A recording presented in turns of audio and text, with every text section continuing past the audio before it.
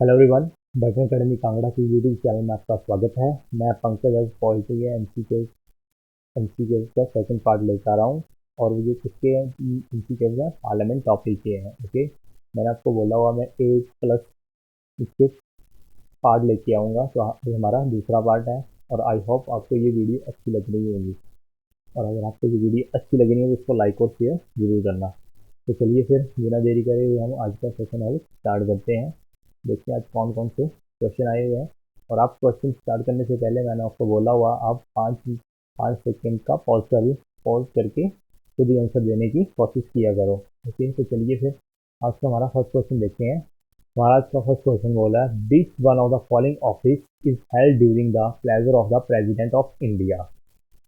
तो बोलने मतलब ये हो गया कि ऐसा कौन सा ऑफिस है, मतलब ऐसा कौन सा ऑफिस है जो कि किसके प्लेजर के द्वारा काम करता है, मतलब किसकी आज्ञा के दौरान काम करता है, प्रेसिडेंट के आज्ञा के दौरान काम करता है। मैं बोलने का मतलब ये होता है कि जब प्रेसिडेंट बोले तो वो मतलब प्रेसिडेंट उसको आउट भी कर सकते हैं और इन भी कर सकते हैं। इसका मतलब हो गया प्लेजर। तो ये कौन सा ऑफिस होगा? वाइस प्रेसिडेंट का होगा, चीफ जस्टिस ऑफ इंडिया का होगा, गवर्नर ऑफ स्टेट का होगा, या फिर चेयरमैन ऑफ यूपीएससी होगा। तो ये किसका होगा? वो होते हैं गवर्नर ऑफ द स्टेट। जो भी स्टेट के गवर्नर होते हैं वो किसके प्लेजर से काम करते हैं? प्रेसिडेंट के काम से करते हैं। मतलब प्रेसिडेंट ही इनकी ज्वाइनिंग करते हैं, मतलब अपॉइंट करते हैं, सॉरी ज्वाइनिंग नहीं अपॉइंट करते हैं, और इनको प्रेसिडेंट ही इनको एक्सचेंज वगैरह करते हैं, एक स्टेट से अनदर स्टेट में इनकी अपॉइंट करते हैं। अब देखो गवर्नर ऑफ स्टेट कभी भी इनके मतलब रिमूवल के बारे में तो नहीं लिखा गया है। रिमूवल इनको कौन करता है? रिमूवल भी इनको प्रेसिडेंट ही करते हैं। तो इसका राइट ऑप्शन हो जाएगा गवर्नर ऑफ द स्टेट। यहाँ पे एक ऑप्शन दिया है वाइस प्रेसिडेंट। वाइस प्रेसिडेंट आपको बताया हुआ, इनको कभी भी इनको वाइस प्रेसिडेंट वाइस प्रेसिडेंट होते हैं, इनको कभी भी अपॉइंट नहीं करा जाता है। एक आपके प्रेसिडेंट होते हैं और दूसरे कौन से होते हैं? दूसरे वाइस प्रेसिडेंट होते हैं। इनको कभी भी अपॉइंट नहीं किया जाता। ये क्या होते हैं? ये सीधे सीधे इलेक्ट होते हैं, मतलब इनका इलेक्शन होता है। ओके, अब नेक्स्ट क्वेश्चन देख लेते हैं।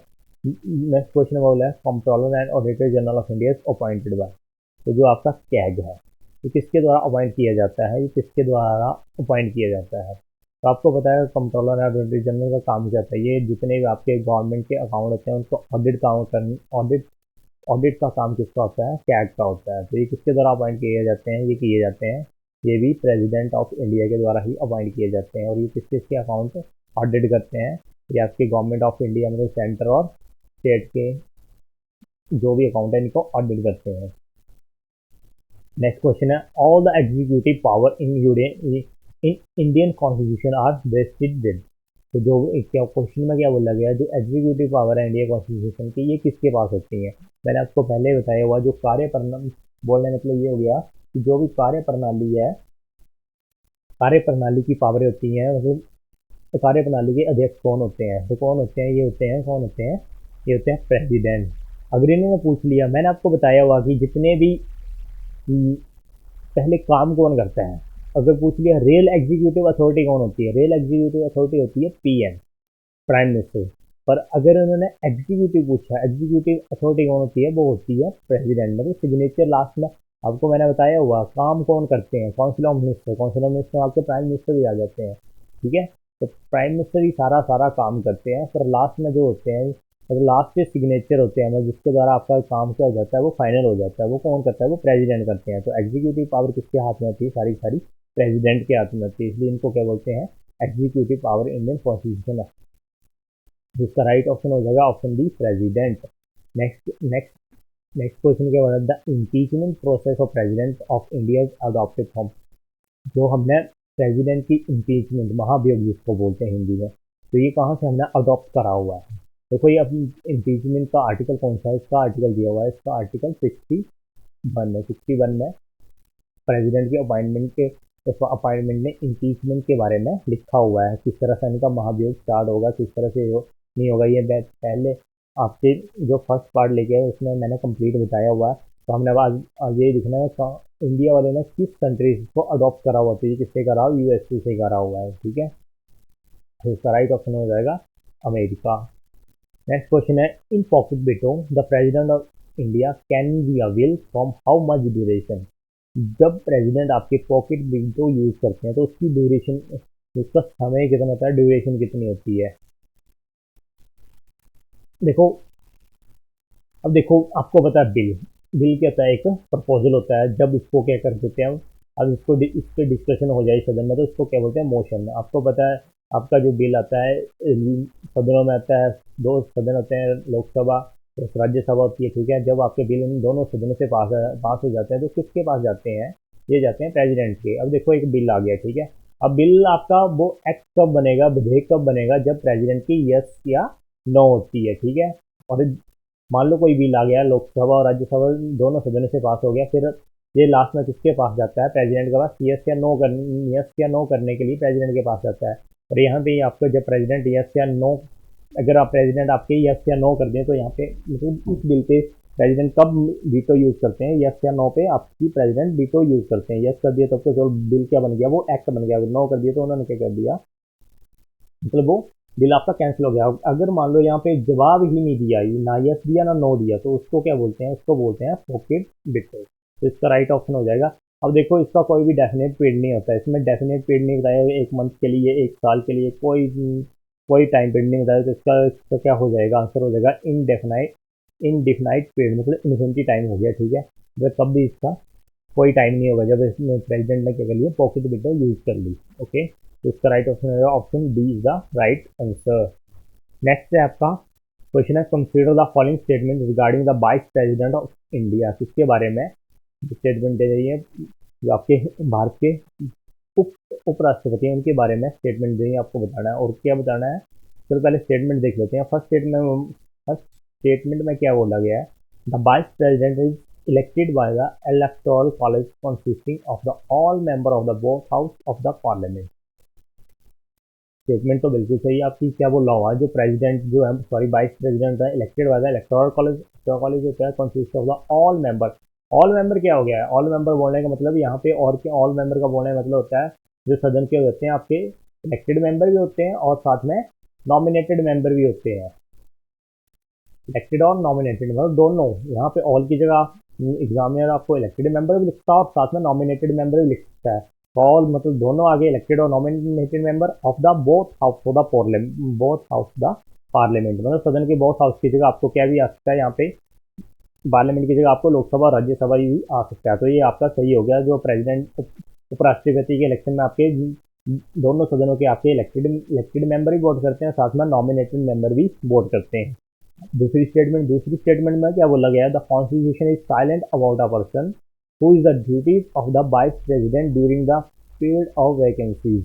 अब दूसरी स्टेटमेंट में क्या बोला गया है, दूसरी स्टेटमेंट भी आपकी सही ही है।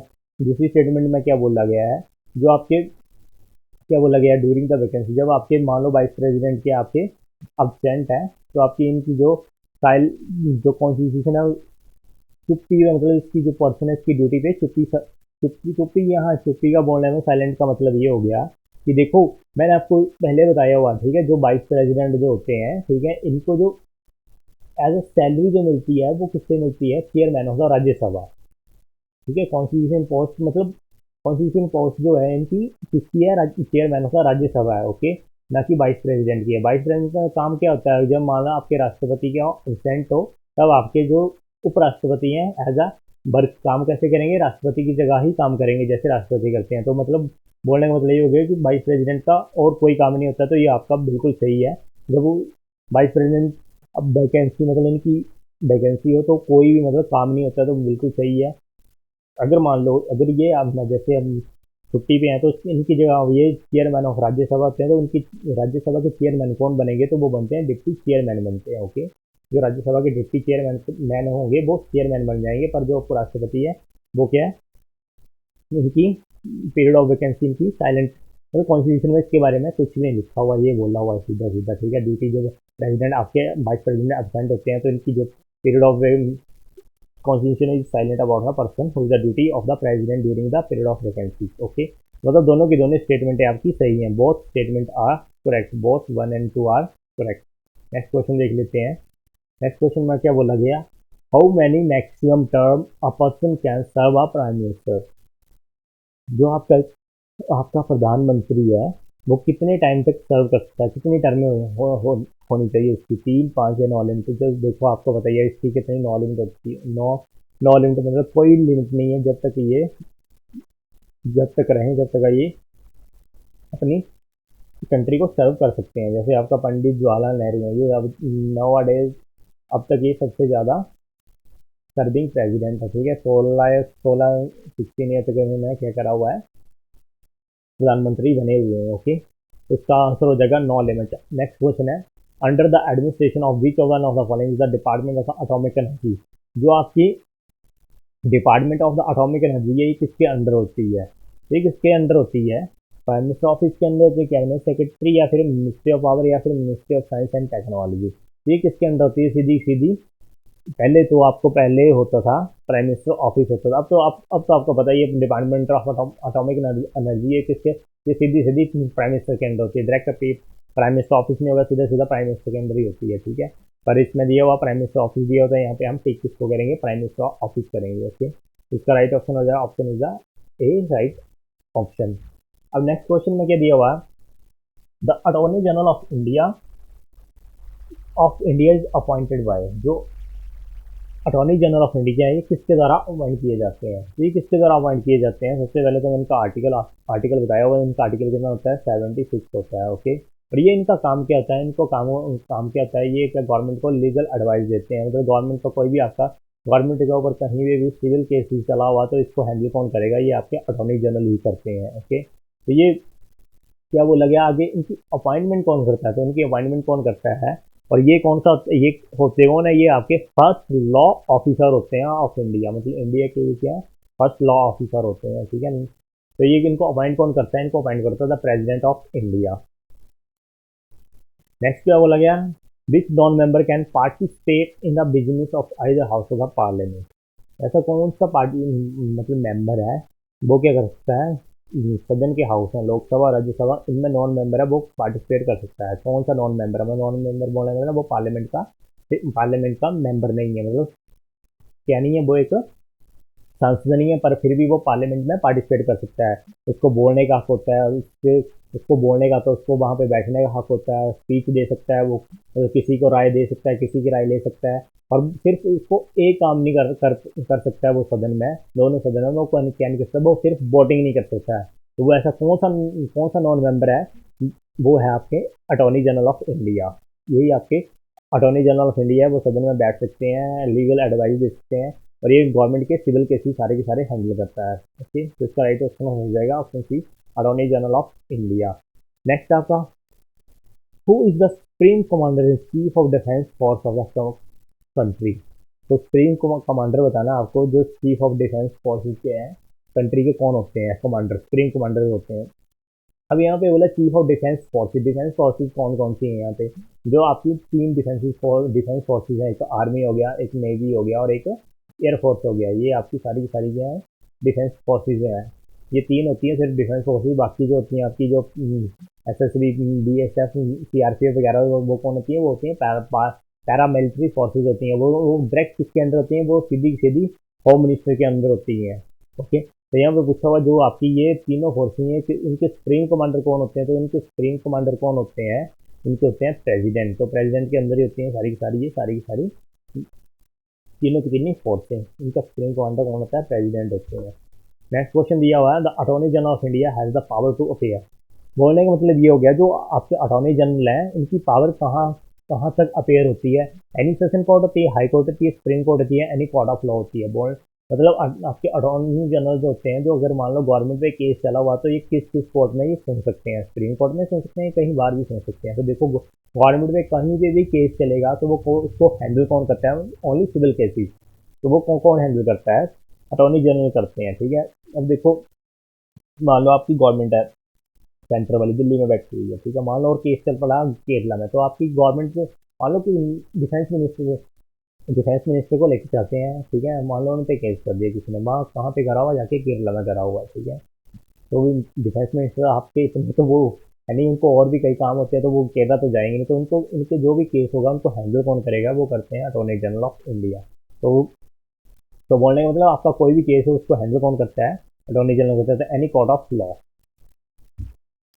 नेक्स्ट है who will decide the office of profit. अब देखो ऑफिस ऑफ प्रॉफिट वैसे तो मैंने ये डिस्कशन करा हुआ है, ठीक है, अगर आप चैप्टर वाइज मैंने पढ़ाया हुआ वहाँ पर आप देख सकते हो, तो वहाँ पे पढ़ाया हुआ, तो फिर भी बता देता हूँ क्या होता है ऑफिस ऑफ प्रॉफिट क्या होता है। इसको बोलते हैं लाभ का पद। तो इसको डिसाइड कौन करता है? लाभ का पद बोलने का मतलब ये हो गया, ऑफिस ऑफ प्रॉफिट का मतलब ये होता है कि मान लो कोई आपका पर्सन है, सांसद है, ठीक है, वो क्या कर रहा है, किसी दो जगह से दो जगह से दो किसी सरकारी संस्थान से सैलरी ले रहा हूँ, इसका मतलब होता है ऑफिस ऑफ प्रॉफिट। मान लो यहाँ पे एक मतलब वो सांसद भी है और कहीं और जगह भी वो कहाँ क्या क्या कर रहा है, वो वहां से उसको सैलरी आ रही है, दो जगह से उसको प्रॉफिट हो रहा है, उसको बोलते हैं ऑफिस ऑफ प्रॉफिट। तो उसको डिसाइड कौन करता है? इसको डिसाइड करते हैं यूनियन ऑफ पार्लियामेंट। ओके, तो इसको डिसाइड करेगा यूनियन ऑफ पार्लियामेंट। अदरवाइज देखो, डिसाइड तो इसको यूनियन पार्लियामेंट ही डिसाइड करेगी। अगर उसको जब उसको रिमूवल की बात आएगी तो उसको निकालेगा कौन? उसको निकालते हैं सिर्फ ओनली प्रेसिडेंट ऑफ इंडिया, राष्ट्रपति निकालते हैं। बट डिसाइड की बात आए तो उसको कौन डिसाइड करता है? पार्लियामेंट करते हैं। ओके, नेक्स्ट क्वेश्चन है वो लग गया, according to our constitution the Rajya Sabha is dissolved once per year, dissolved every 5 year, dissolved every 6 year, not subject of the resolution। अब देखो यहाँ पे राज्यसभा के बारे में बोला हुआ, राज्यसभा के बारे में क्या बोला हुआ कि राज्यसभा भंग कब होती है? तो देखो राज्यसभा कभी भी डिसॉल्व नहीं होती है। ओके, ठीक है, तो सदन है उसको कभी भी डिसॉल्व नहीं करते हैं। पर इसको जो इसके जो सांसद है, इसके जो मेंबर्स होते हैं वो कितने टाइम के लिए चुने जाते हैं? उनका जो टर्म होता है वो 6 ईयर होता है। ओके, फिर 6 साल के बाद क्या होता है? 6 साल के बाद होता है हर 2 साल बाद क्या होता है, 1/3 मेंबर जो होते हैं हर 2 साल बाद क्या होते हैं, उनको रिटायर कर देते हैं। और जिसका पर्सन का टाइम पूरा होता चला जाएगा वो 2 साल के बाद 1/3 मेंबर जितने सदन के उसके 1/3 मेंबर क्या रिटायर कर देते हैं। ओके, और इसको कभी भी भंग नहीं करते हैं। सेम एज चीज किसके लिए होता है? एक स्टेट लेजिस्लेटिव काउंसिल के लिए होता है, यही बात होती है। उसके भी कभी भी उसको डिसॉल्व नहीं किया जाता है, कभी भी भंग नहीं किया सकता है। पर जो आपकी काउंसिल है उसको अवोलिश सदन को ही पूरा पूरा खत्म कर सकते हैं। ओके, और उसको अगर एक बार सदन बन गया तो उसको डिसॉल्व नहीं कर सकते हैं, भंग नहीं कर सकते हैं। ओके, तो इसका आंसर हो जाएगा क्या? Is not a subject to resolution. Next question है आपका, union budget is always president first in. जो आपका यूनियन बजट जो आता है वो कहाँ पे आता है? इसको प्रेजेंट कहाँ पे होता है? तो इसको प्रेजेंट कहाँ पे करते हैं? तो इसको करते हैं लोकसभा, राज्यसभा, ज्वाइंट सेशन और या फिर मीटिंग ऑफ यूनियन गवर्नमेंट। अब देखो यूनियन बजट आपको पता है हमारे कॉन्स्टिट्यूशन में बजट वर्ड नहीं लिखा हुआ है, तो क्या लिखा हुआ इसकी जगह पे लिखा हुआ annual financial statement. Annual financial statement लिखी हुई है। ओके, और ये कौन से आर्टिकल में लिखा हुआ? 112 में इसका आर्टिकल है। ओके, तब जो यूनियन बजट है इसको कहाँ पे पेश किया जाता है? इसको पेश किया जाता है लोकसभा में पेश किया जाता है। ओके, नेक्स्ट क्वेश्चन आपका, finance bill of Indian government. Question वही है जो आपके फाइनेंस बिल जो होते हैं ये कौन से सदन में पेश किए जाते हैं? फाइनेंस बिल जो होते हैं आपके, जो आपके फाइनेंस के रिगार्डिंग होते हैं, जैसे एक मनी बिल हो गया आपके, और दो आपके फाइनेंस बिल होते हैं, फाइनेंस बिल 1 और फाइनेंस बिल 2। मनी बिल का आर्टिकल 110 होता है और फाइनेंस बिल का आर्टिकल कितना होता है? इसका आर्टिकल होता है फाइनेंस बिल 1 और एक होता है आपका फाइनेंस बिल 2।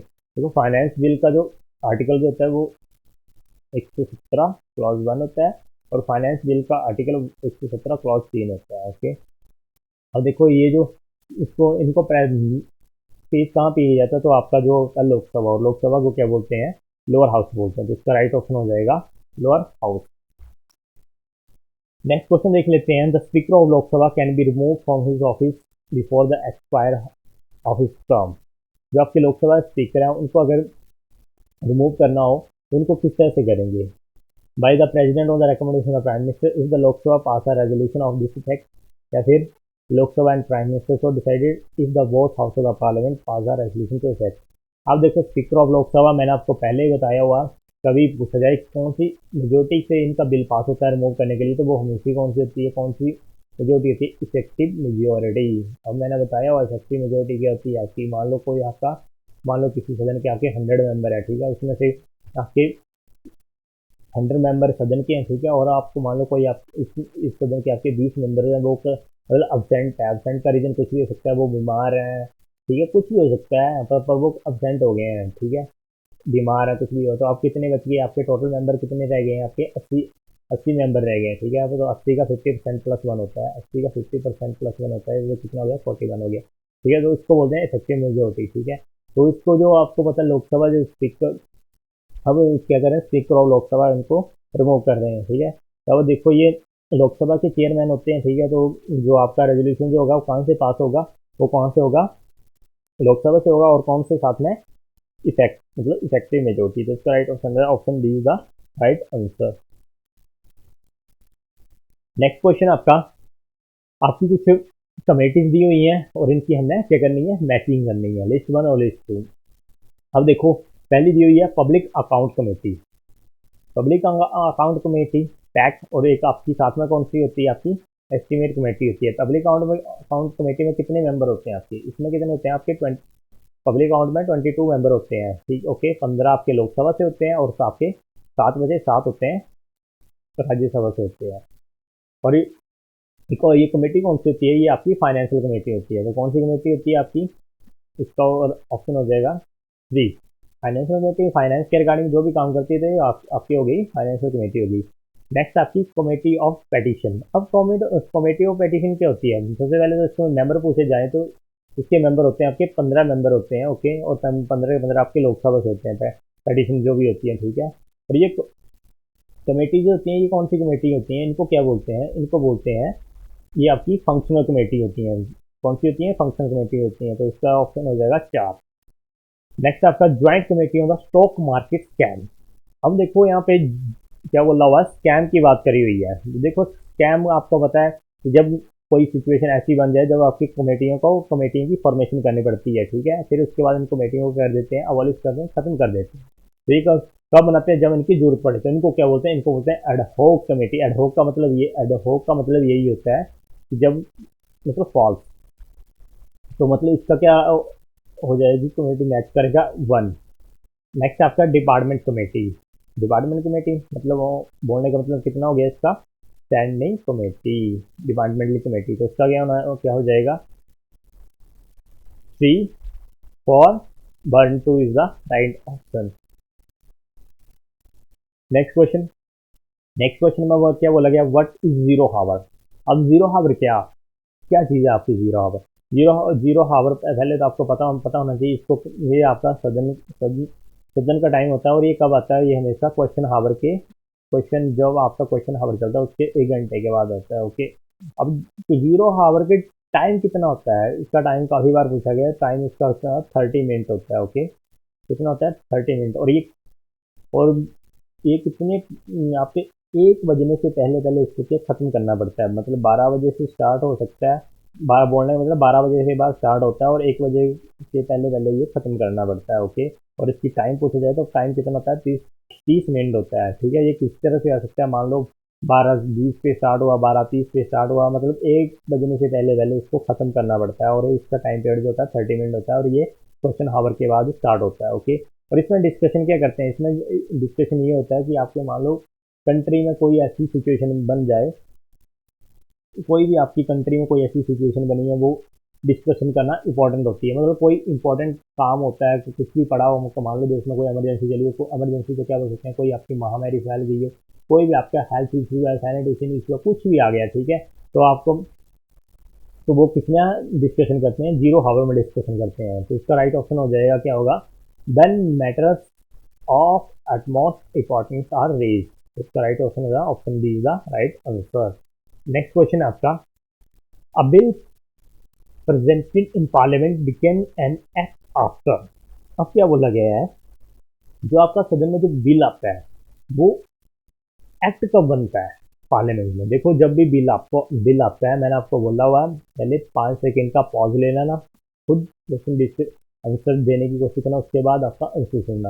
अब देखो बिल जो होता है वो एक्ट कब बनता है, मैंने आपको बताया हुआ है। बिल आपका लोकसभा से पास होगा, फिर आपका राज्यसभा से जाएगा। राज्य मतलब किसी भी सदन से उठता है, जरूरी नहीं लोकसभा, राज्यसभा से उठते हैं, फिर लोकसभा जाते हैं, जो भी मेजोरिटी चलेगी, ठीक है। फिर आपका किसके पास जाता है, प्रेसिडेंट के पास जाता है। प्रेसिडेंट की यस और नो होती है, ठीक है। प्रेसिडेंट यस कर दे तो वो बिल क्या बन जाता है, एक एक्ट बन जाता है, विधेयक बन जाता है। नो कर दे तो बिल आपका खत्म हो गया, ठीक है। तो वो यहाँ पूछा हुआ एक्ट कब बनता है, तो कब बनता है, it is pass by the both house, the president have give assent. Assent का मतलब ये होता है प्रेसिडेंट ने यस या नो कर दी, ठीक है, या नो तो नहीं करते, यस तभी बनता है। तो मतलब कब बनता है वो act, the president has give his assent, जो प्रेसिडेंट ने हाँ कर दी। तो इसका राइट ऑप्शन हो जाएगा option B is the right answer.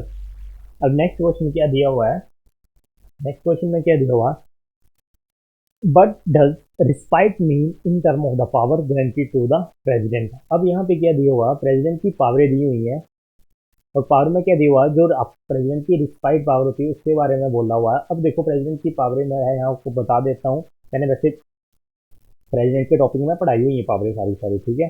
पहले 3-4 पावरें पढ़ लेते हैं आपकी, जो आपकी पार्डन पावर में आती है सारी सारी, ठीक है। पार्डन पावर में कौन कौन सी आती है, पहले तो एक पार्डन ही आ जाती है, पार्डन पावर, पार्डन ही आ जाती है। पार्डन में क्या होता है, यहाँ पे पर्सन को कर देते हैं, यहाँ पे प्रेसिडेंट के पास पावर होती है, क्या कर सकते हैं, उसको कंप्लीट माफ कर सकते हैं, टोटली, मतलब पर्सन को क्या डेथ सेंटेंस दिया हुआ है तो उसको क्या कर सकते हैं, सीधे सीधे उसको माफ कर सकते हैं, ठीक है। एक पार्डन होगी, दूसरी कौन सी होती है, एक होती है कॉमोडेशन।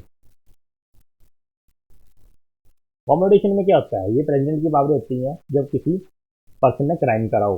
कॉमोडेशन में क्या होता है, यहाँ पे क्या करते हैं, मान लो कोई पर्सन आपका क्या करा हुआ, उसको फांसी की सजा दी हुई है, कुछ भी कोई ऐसी मतलब फांसी की सजा लेके चलते हैं, मतलब उसको डेथ सेंटेंस दिया हुआ है, ठीक है। और फिर प्रेसिडेंट ने क्या करा, उसको क्या कर दिया, उसकी क्या कर दी, सजा क्या कर दी, उसको 10 साल चेंज कर दी। मतलब उसकी डेथ सेंटेंस मिला हुआ था उसको, उसकी सजा किसमें कर दें, डेथ सेंटेंस आपको पता ही है, जब तक मतलब उसका जीवन तब तक उसको सजा ही काटनी पड़ेगी, ठीक है।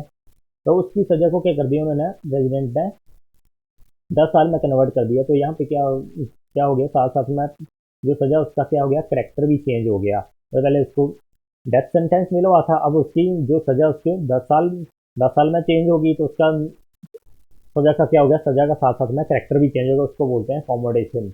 नेक्स्ट आपका एक होती है रिमिशन। रिमिशन में क्या होता है, रिमिशन में यहाँ पे क्या होता है, मान लो किसी पर्सन को कोई सजा, ठीक है, मान लो उसको 10 साल की सजा, ठीक है, और सजा को क्या कर दिया, कम कर दिया, मतलब सजा कम करके कितनी कर दी, 5 साल में कर दी। तो यहाँ पे सजा वैसे ही वैसे रही, मतलब बोलने में करेक्टर चेंज नहीं हुआ, पर यहाँ पे क्या होगी, सजा की ड्यूरेशन जो है वो कम हो गई, करेक्टर नॉट चेंज। ओके, ये रिमिशन हो गया। अब नेक्स्ट जो आपकी नेक्स्ट कौन एक होती है आपकी रिस्पाइट होती है, क्या होती है, रिस्पाइट होती है। आपको बोला ESP मतलब स्पेशल पर्सन, यहाँ पे कोई स्पेशल पर्सन है, उसने क्राइम करा, स्पेशल पर्सन कुछ भी आ सकता है आपका, स्पेशल पर्सन क्या क्या आ सकता है आपका, मान लो कोई आपका आपका कोई डिसेबल पर्सन भी आ सकता है, कोई वुमन ऑफेंडर भी आ सकती है, उसने क्राइम करा हो, तो यहाँ पे उसको जो भी होता है, मान लो उसने कोई क्राइम करा हो तो उसमें उसको माफ़ी मिल जाएगी, या फिर उसको कोई फाइन वगैरह पड़ा तो उसको वो उसका माफ़ हो जाता है, तो ये होता है रिस्पाइट। और एक कौन सी होती है, एक रह गई आपकी, एक होती है आपकी रिप्रीव, ये भी इंपॉर्टेंट है, एक होती है रिप्रीव।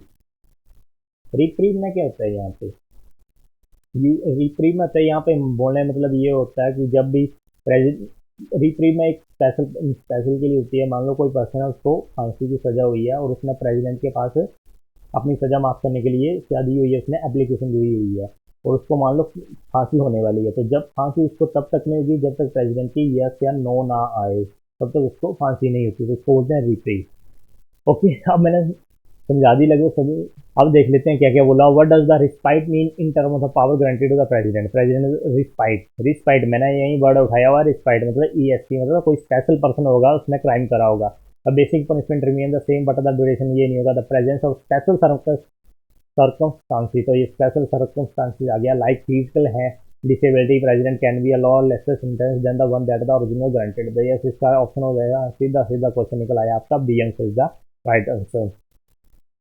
नेक्स्ट आपका, but does the remission mean in term of the power granted in the president. अब रिमिशन यहाँ पे क्या कर रहे हैं प्रेसिडेंट, आपको मैंने यही बताया, आपको रिमिशन में क्या करते हैं, सजा मतलब सजा का करेक्टर चेंज नहीं हुआ, पर यहाँ पे क्या कर रहे हैं, सजा को कम कर रहे हैं। The basic punishment remain question sorry, यहाँ पे the basic punishment remain the same but the duration is shortened. Next पढ़ लेते हैं। इन द प्रेजेंट स्पेशल, ये तो नहीं होगा। The president can substitute harsh punishment with some lighter from like the changing, ये भी नहीं होगा। कंप्लीट अब्सोल्यूट ऑफ नहीं, तो इसका राइट ऑप्शन हो जाएगा option is the A is the right answer. The basic means but some but the duration is the shortened, मतलब यहाँ पे क्या कर दी, इसकी कम कर दी। नेक्स्ट आपका but the combination mean the term of power granted to the president. C से कॉम्बिनेशन, सी से चेंज, यहाँ पे क्या कर रहे हैं, चेंज कर रहे हैं उसकी, ठीक है। तो बेसिक पनिशमेंट ये तो नहीं होगा, स्पेशल ये नहीं होगा। President can substitute the hard punishment with some lighter from the life changing a death sentence, life ये भी नहीं होगा। यहाँ पे चेंज कर रहे हैं, ठीक है, changing a death sentence to a life sentence, yes ये होगा, ठीक है। यहाँ पे कर रहे हैं president can substitute one hard punishment with some lighter from like changing a death sentence to a life sentence, yes यहाँ पे क्या कर रहे हैं कि यहाँ मैंने अभी बोला डेथ सेंटेंस उसको कैसे लाइफ सेंटेंस में उसका मतलब करेक्टर चेंज करें, तो इसका राइट ऑप्शन हो जाएगा option C the right answer. हाँ right, C the right. Next आपका word does pardon means in term of the power granted to the president. अब देखो पार्डन में आपको बताया होगा, ये पार्डन पार्डन क्या होता है, कंप्लीट पर्सन को क्या कर दिया, माफ कर दिया। तो यहाँ पे सीधा निकल आएगा completely absorb the person from all the punishments and the disqualification, person को कर दिया प्रेसिडेंट ने कंप्लीट भी माफ कर दिया। ओके, तो इसका राइट ऑप्शन हो जाएगा option D is the right answer.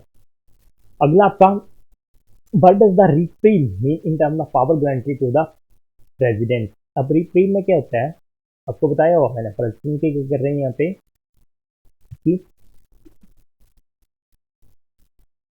देख लेते हैं स्टेटमेंट। स्टेटमेंट में क्या बोला हुआ है, the basic punishment remain the, ये भी नहीं होगा। The presence of special circle the president substitute, तो ऑप्शन डी सीधा राइट ऑप्शन हो जाएगा। अब मैंने अभी पढ़ाया हुआ, ठीक है। तो ये क्या बोला, this grant a temporary stay on the execution of the sentence allowing some time to convict, तो इसका राइट ऑप्शन वही हो जाएगा। मैं यहाँ पे कर रहे हैं मतलब उसको जब तक प्रेसिडेंट की एजेंट ने आए, एजेंट का मतलब बोलने में तो जब प्रेसिडेंट की जब तक आया ना आए तो उसकी सजा वैसे की वैसी ही रहती है। ओके, तो आज के हमारे क्वेश्चन यही खत्म होते हैं, और आपको ये वीडियो अच्छी लगे तो उसको लाइक और शेयर जरूर करना, और हमारे चैनल को सब्सक्राइब जरूर करना। Okay, thank you.